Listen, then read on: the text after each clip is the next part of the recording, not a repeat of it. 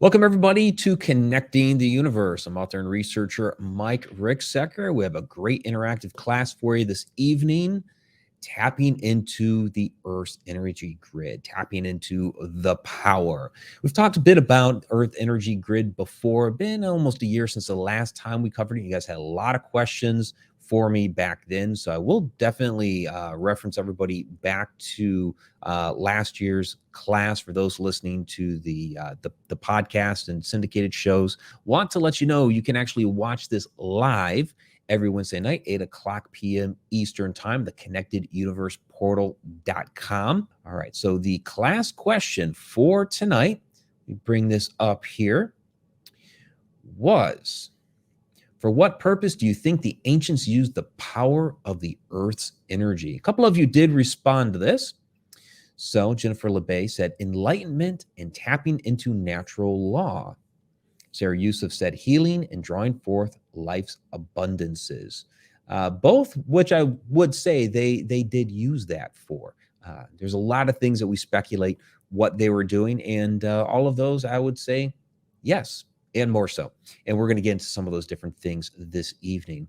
But we're not going as far back into ancient history just yet. We're actually going to start a little bit more recently, a little bit more than 100 years ago. And we're actually going to start with Nikola Tesla. Yes, because he seemed to understand these principles of tapping into the Earth's energy. And this was actually something that he was trying to do.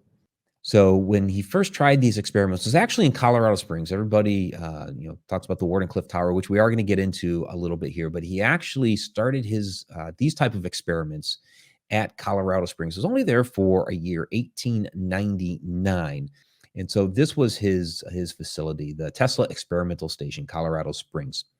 So the lab possessed the largest Tesla coil ever built, almost 50 feet in diameter, which was basically the preliminary version of the magnifying transmitter that he'd planned to install in the Wardenclyffe Tower. This is also the facility where he claimed he had received signals from space. And they also photographed the very cool Tesla sitting there reading, and you have the sparks flying. Now, that wasn't the normal operation of the facility. They generated this to basically take a cool photo, but he was totally safe in this environment too, and it does really make for a cool photo for sure. This is also where you have the legend of him plugging bulbs into the ground, and they would turn on from wireless energy.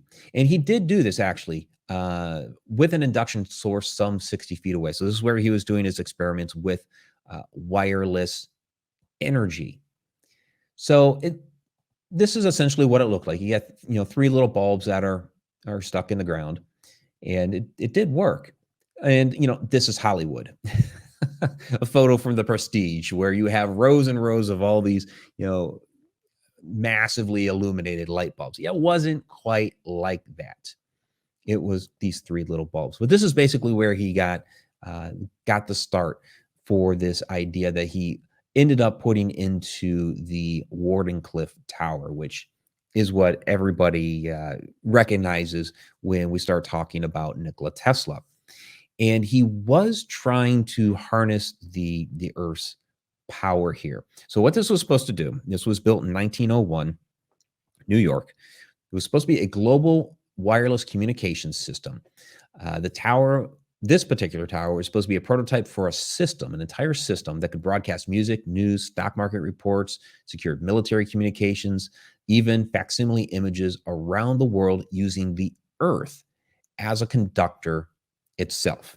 Tesla's dream was to not only revolutionize telecommunications by creating this system for relaying information wirelessly, but also to create a viable method for transferring power currents around the globe by capturing the Earth's natural energy. Again, tapping into that Earth energy for us to be able to use.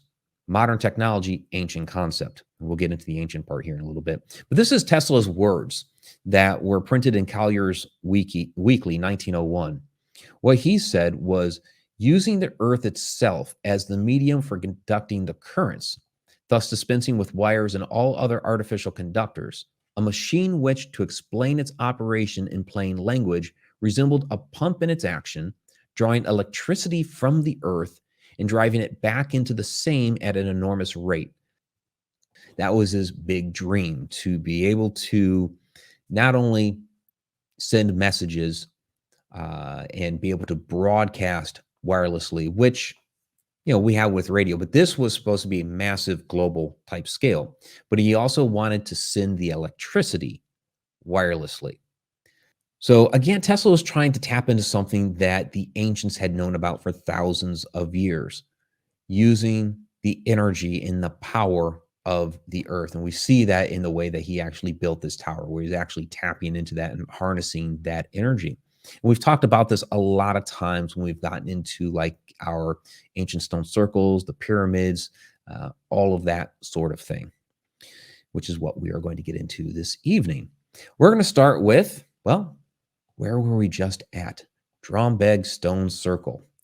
And this was a really, really interesting place. We did in Ireland. We did both Drombeg and Grange. Grange is actually the largest stone circle in Ireland. And it's actually a hinge, which is actually a little bit different than Drombeg. Drombeg is just a stone circle, where Grange has the earthwork embankment also built into it. Got it kind of the same reactions, like using dowsing rods in the middle, where the dowsing rods would spin and then point outwards toward the stones. Great. What was different, though, with Drombeg was standing right in the middle of it, and it's probably because the stones were a little closer in proximity, was you could hear the resonance of the location just talking, standing in the middle. It was really, really fascinating. So you think about back in ancient times when these stones were bigger and there were more of them. They believe there were 17. There's only 13 now, so 4 stones are missing. Stones would have been bigger back then, and they would be doing loud chanting and things like that. They know it was used for ceremonial work. They just don't know what exactly those ceremonies were. But again, we're talking, healing, enlightenment, entering altered states of consciousness, that sort of thing. And sound and vibration was always a big part of that in the ancient world. And it's magnificent. You have to go there and stand in the middle, and you'll know what I'm talking about. Let me go ahead and play a clip. We played this a few weeks ago when we did the Ireland tour recap, but for purposes of this conversation, it's relevant.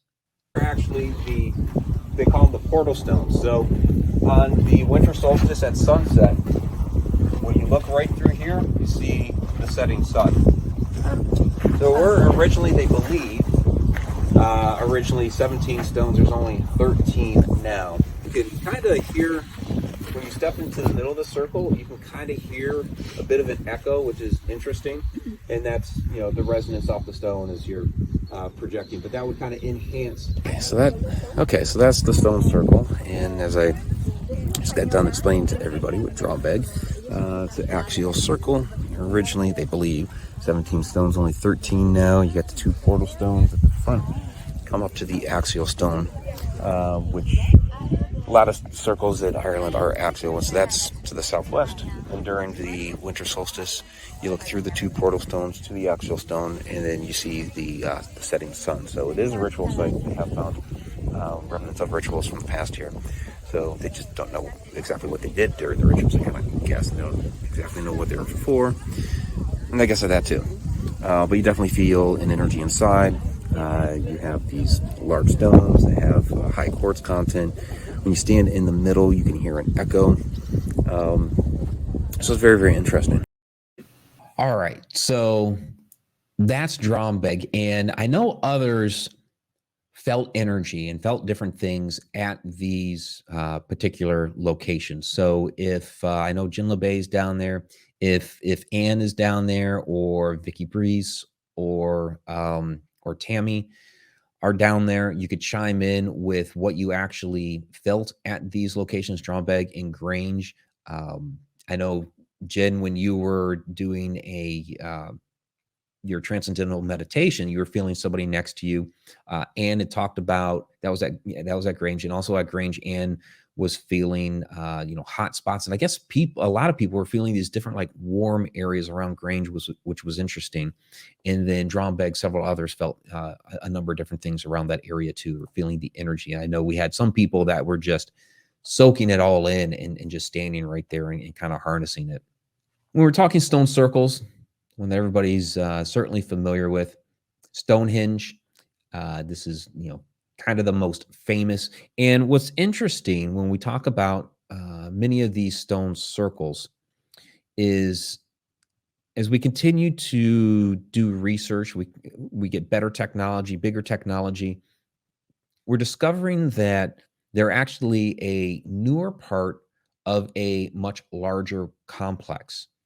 I don't have the photo up here, but even like Göbekli Tepe out in Turkey, they've only uncovered a very, very small fraction, of that site, all of these different circles. And there's more there that's even older. It's interesting when we talk about the energy of this location. I have, friends that have gone there that have talked about feeling the energy. I've not yet been to Stonehenge myself. And yeah, there's Jin talking about it was definitely a deep meditation at Grange. But with Stonehenge, there's a really interesting urban legend. Whether it's true or not, we don't know. It's supposedly witnessed by a police officer, which is where the story came from. But in 1971, when you used to be able to just walk right into the place, there were what they call the Stonehenge hippies that decided to go camping there one night. Yeah, you can't do that anymore. You can't go camping at Stonehenge. They barely let you near it these days, which is really disappointing. But in any case, these group of young adults go up into Stonehenge, and they're camping there, and they're having a good time. A police officer walking by had seen them up there, but all of a sudden he sees this blue light in the middle of the monument, and then poof, they're gone. Highly technical term. Poof. All that's left are their backpacks. So this is where people talk about, was Stonehenge once some sort of a stargate, or if not a stargate, at least a portal that perhaps the technology that was built into this location, the construction of the stones, et cetera, was this one of the functions of Stonehenge? That, okay, healing purposes, rituals, entering altered states of consciousness, that sort of thing, but also to access other dimensions, times, somewhere else in space, a portal to somewhere else. Possibly, that's one of the things that we speculate about many of these sites of power that are on top of these energy nodes. And we're going to get into the terminology here in just a moment of the lines and the nodes and all of that. Tom McNicholas had a question down here, though, that I saw. He asked, what's the difference between Earth's energy and solar energy? Kind of right in your question there, my friend. The Earth's energy is basically energy that's coming up out of the Earth's core. It has a molten iron core. The Earth is spinning, so therefore the molten iron is also spinning, which creates magnetism and energy. The solar energy comes from the sun. So that's the solar wind coming from the sun and hitting the Earth, which our Earth energy, the protective shield that is generated by our molten core, helps protect us from that solar wind that's bouncing off of the planet. So they very much related, but two different things. So Katie McVeigh is telling us that she was recently at Stonehenge and had a similar experience, deep meditative and lots of energy. Thank you, Katie, for letting us know that. And that's really what I hear of with Stonehenge, that you can really feel the energy is very, very palpable. So that brings us to the pyramids, pyramidal structures around the world. We're mostly going to just talk about the pyramids in Egypt. since of course I'm most familiar with those, having actually been inside them. But a lot of these same principles. The last time we did this talk, we talked about Teotihuacan and some of the pyramids there in Mexico and South America. So again, what are they harnessing? What are they tapping into? This is supposed to be in one of the extreme power centers of the world. Now, of course, you have Christopher Dunn with his Giza power plant theory, where the pyramid was actually a machine for generating power for the surrounding community.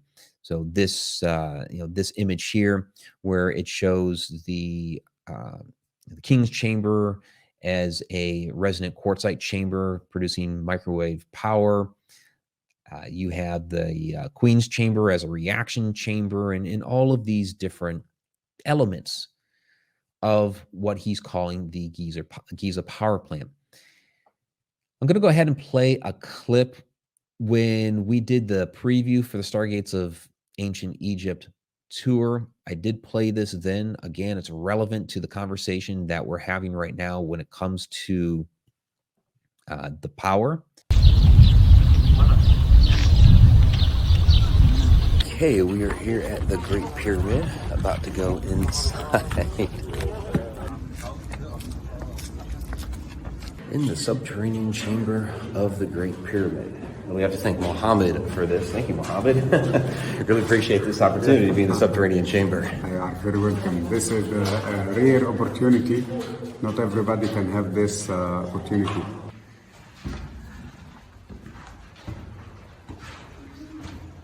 I'm probably gonna drive them nuts because they're waiting for me to go up to the King's Chamber. But just looking at the Queen's Chamber here.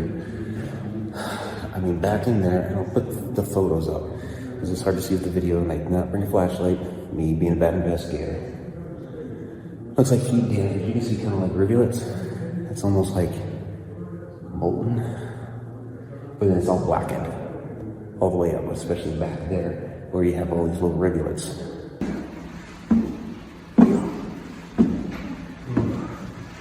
We're in the King's Chamber in the Great Pyramid. This is a erosion granite box that is extremely interesting. It's not sarcophagus. And what is the purpose of this thing? What discovery did you make today? Well, the discovery that we made today, we have the three holes on the backside, evenly spaced apart. They're not on the front side. This is completely flat here on the backside, while we have this lip that goes all the way around here. You don't know why. Built like that, of course, but very interesting that this is flat like that and does not have a lip like the other side. It basically suggests that there's no lid that was placed straight down. It's always more slid from the back. We don't know why the holes are there. As I said, we can prove many functions to the pyramid. So when we say power plant, that is not the only function. When we say portal, that is also not the only function. When we say healing center, many of the functions of the pyramid, as if we are talking about 1,000 projects in one building. So, but a lot of people believe that, the way that it was harnessing the energy was to uplift the area. Whether it was producing actual electric power is debatable, but in harnessing that energy for the land. Now, the Egyptian people were very much into, well, for one, they were very much into death. I mean, it sounds morbid to talk about, but they were always preparing for the afterlife. Their life was to prepare for the afterlife, but they also needed to live while they were there on Earth too. And the Nile River was very, very important to them. So Egypt is actually a Greek word. The actual name of the country was Kemet, which means the black land. And that's because of the black soil that would get washed down by the Nile. So you would have this flooding of the Nile every year and it would deposit this rich black soil that they would grow their crops in. Well, when you're talking about, again, soil and minerals, if you have something there that is producing additional positive energy, that's going to make your crops grow even better. So one of the ideas is that the pyramid was there to uplift the crops, uplift the people's psyche and their own internal energy and things like this. And the obelisks play a part into that too. They're made of granite, 55% quartz. So a lot of people liken them to these, like electric needles being stuck in the ground, and that as the pyramid is producing this energy, and emanating forth from it, at the obelisks are grabbing that energy and continuing to spread it out, almost like repeaters, really. Very quickly here about the pyramid texts. Because the pyramid texts here, this is in Saqqara. It's amazing. They say that humans can be transfigured into a higher being, a being of light, and be projected through the portal to other regions of space-time. Conversely, other beings of space-time could come through into our world. So we're talking about that idea of portal and stargate here. And then you have your pyramid there. And when we looked at Hatshepsut's temple before, you had the smaller pyramid off to the side. You had the staircase with the iconography of the energy going up, and then way back in the Holy of Holies, you had the Stargate symbolism. So this would have been where they would have been coming through.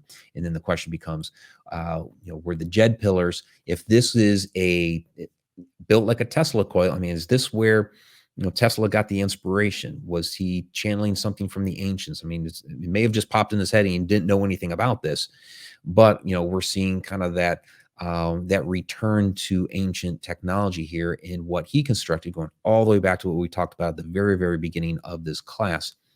To be able to harness that energy to transmit and receive.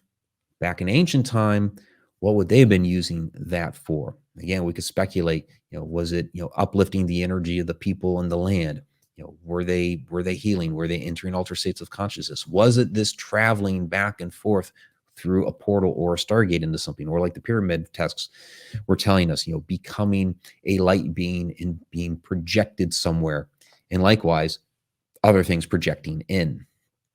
So one of those I would love to go back in time and witness what all these different things were actually used for. So let me go ahead and take a look at your final comments and questions here. And yeah, like Connie, maybe Tesla was an Egyptian in a past life and he was pulling from that. Yeah, possibly. It's interesting. Tesla did believe in a lot of these sorts of things. So he believed in astral projection and believed that he had actually astral projected before when he was a younger man. So he was open to a lot of those different ideas like that. So, all right, everybody, I really appreciate you participating in the class this evening. I really appreciate all your questions and comments down there. For those that are listening to the podcast version of this later, please join us every Wednesday night, 8 o'clock p.m.